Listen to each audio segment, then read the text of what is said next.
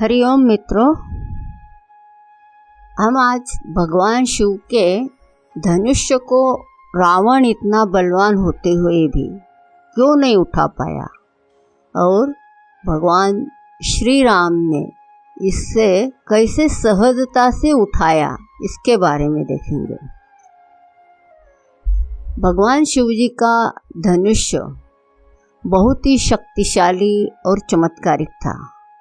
भगवान शिव जी ने जिस धनुष्य को बनाया था उसकी टंकार से ही बादल फट जाते थे और पर्वत हिलने लगते थे। ऐसा लगता था मानो भूकंप आ गया हो। यह धनुष्य बहुत ही शक्तिशाली था। इसी के एक तीर से त्रिपुरासुर की तीनों नगरियों को ध्वस्त कर दिया गया था। इस धनुष्य का नाम पिनाक था। देवी और देवताओं के काल की समाप्ति के बाद इस धनुष्य को देवराज इंद्र को सौंप दिया गया था।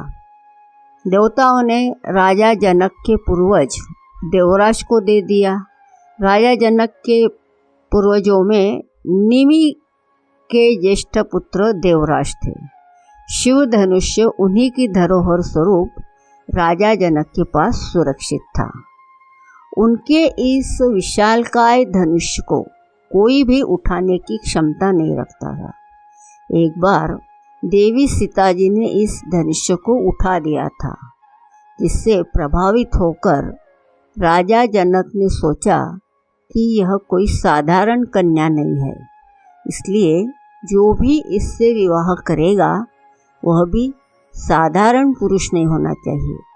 इसलिए ही राजा जनक जी ने सीता जी के स्वयंवर का आयोजन किया था और यह शर्त रखी थी कि जो कोई भी इस शिव धनुष्य को उठाकर इसके ऊपर प्रत्यंचा चढ़ाएगा, सीता जी का उसी से विवाह होगा। और भगवान राम ने इसे उठाकर इसकी प्रत्यंचा चढ़ाई और एक झटके में तोड़ दिया। श्री रामचरितमानस में एक चौपाई आती है, उठहु राम भंजहु भवचापा, मेटहु तात जनक परितापा। गुरु विश्वामित्र जी जनक जी को बेहद परेशान और निराश देखकर श्री राम जी से कहते हैं कि हे पुत्र श्री राम, उठो और भव सागर रूपी इस धनुष्य को तोड़कर राजा जनक की पीड़ा का हरण करो। इस चौपाई में एक शब्द है भवचापा, अर्थात इस धनुष्य को उठाने के लिए शक्ति की नहीं बल्कि प्रेम, निरहंकारता की जरूरत थी। यह मायावी और दिव्य धनुष्य था। उसे उठाने के लिए दैवी गुणों की जरूरत थी। कोई अहंकारी उसे नहीं उठा सकता था। रावण एक अहंकारी मनुष्य था।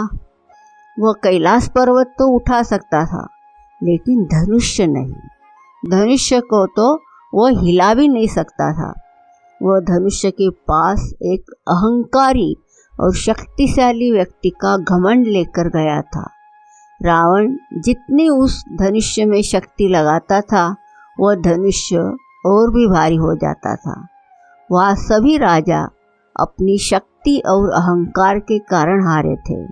लेकिन जब प्रभु श्री राम जी की बारी आई तो वे समझते थे कि ये कोई साधारण धनुष्य नहीं है, बल्कि भगवान शिव का धनुष्य है। इसलिए सबसे पहले वह धनुष्य को प्रणाम करते हैं और फिर उन्होंने धनुष्य की परिक्रमा की और उसे संपूर्ण सम्मान दिया। प्रभु श्री राम की विनयशीलता और निर्मलता के समक्ष धनुष्य का भारीपना स्वतः ही तिरोहित हो गया और उन्होंने उस धनुष्य को प्रेम पूर्वक उठाया और उसकी प्रत्यंचा चढ़ाते समय उसे झुकाते ही खुद ब खुद धनुष्य टूट गया। तो मित्रों, मनुष्य का अहंकार उसे पतन की ओर ले जाता है। रावण का नाश केवल उसके अहंकार के कारण ही हुआ। अहंकार ऐसा दुर्गुण है जो सबको हराकर जीतना चाहता है। अहंकार को झुकना नहीं आता है और जिसमें अहंकार होता है वो बस दूसरों की बुराई या कमियों पर ही ध्यान देता है। इसलिए मित्रों, हमारे अंदर सबके प्रति प्रेम हो। प्रेम सब कुछ हार कर दूसरे को जिताता है। प्रेम हमारे रिश्ते बचाता है और हमारा ध्यान सदैव अच्छाइयों पर ही होता है। और एक महत्वपूर्ण बात है कि हमारे जीवन में भगवान को स्थान देते हैं। आज हमें जो शरीर, मन, बुद्धि जैसा उपहार भगवान ने दिया है, इसकी निर्मित में हमारा कोई योगदान नहीं है, बस भगवान ही इसको चला रहे हैं।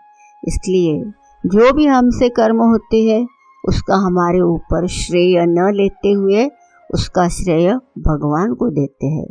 और सफलता, असफलता, सुख दुख में भगवान की ही कृपा देखते हैं और अपने जीवन में सुंदर मूल्यों का निर्माण करते हैं। तो हमारे अंदर अहंकार की गुंजाइश नहीं रहती है और ऐसा मनुष्य ही अपनी आध्यात्मिक यात्रा में अग्रसर होता है। हरि ओम।